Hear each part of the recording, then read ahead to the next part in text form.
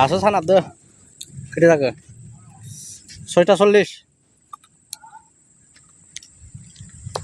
जाबाय दासो सानाबबाय सिनायदों दा सानाबनाय बोथोरखौ दखानाव फैदोंमोन नैबे बुस्थुखौ जाफैदो आरो हेल'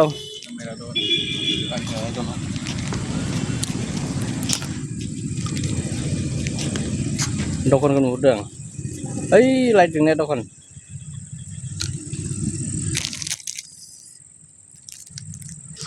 आं बेखौ जादों दायो मा बुस्थु सिनायदों मोजां नाय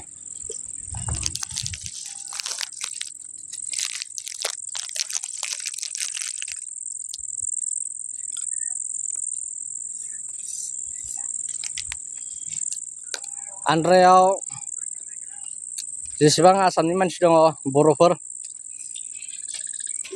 गासिबनोबो आंनि चेनेलखौ रानना हर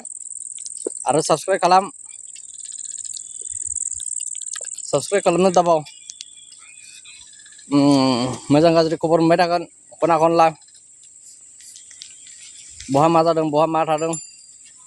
सोर मा जादों सोर जायाखै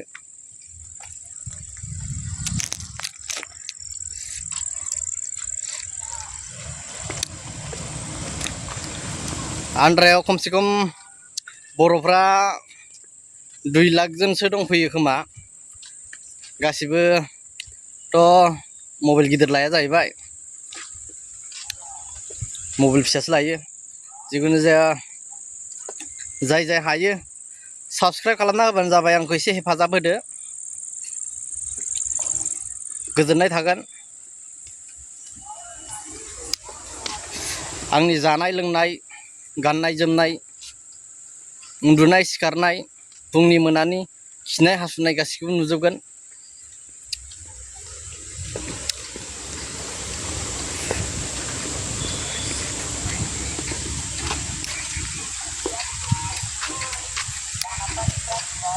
नैयाव फुख्रि गोदान बानायदोंमोन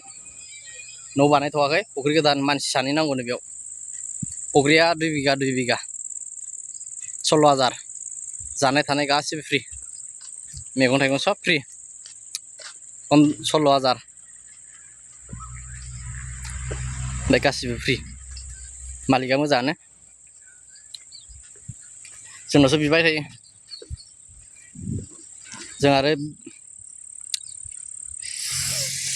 जोंनिखौ गारना फैनो हायाना जोंना फुख्रि गिदिर जोंनाबो एसे बुरजा बारा जायो ओमफ्राय 2 बिगाखाय 16,000 जासिदो जानाय थानाय गासिबो फ्रि जोंनाबो फ्रि जोब गासिबो ओमफ्राय जोंना फुख्रिया गिदिर ना 16 बिगा सानैजों होयो दरमाया एसे बारा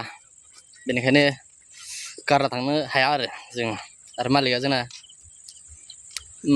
जोबोद अनसुला मोजां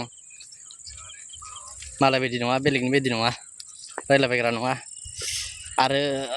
बाखि खोथाखौथ' बुंजानाय नंला मैगं थाइगं माइरं दैरं गेस गासिबो फ्रि आरो जोंना रुमाबो फ्रि मा बुंबावनो आरो बांद्राय गोलावबाबो नायनो बागोन नोंसोरो भिडिअखौ एसेबां फोजोबनोसै आरो फोजोबनायनि सिगां आंनि चेनेलखौ साबस्क्राइब खालामाखैबा साबस्क्राइब खालामलांदो आरो लोगोसे लोगोफोरनोबो शेयार खालामदो आन्ध्रायाव जेसेबां दङ ओइ आसामाव थानायखौ नांलाया आसामाव थाग्राफोरखौ साबस्क्राइब खालामनोबो होआ ना मा बुङो लोगोफोर गोजोनथोंसै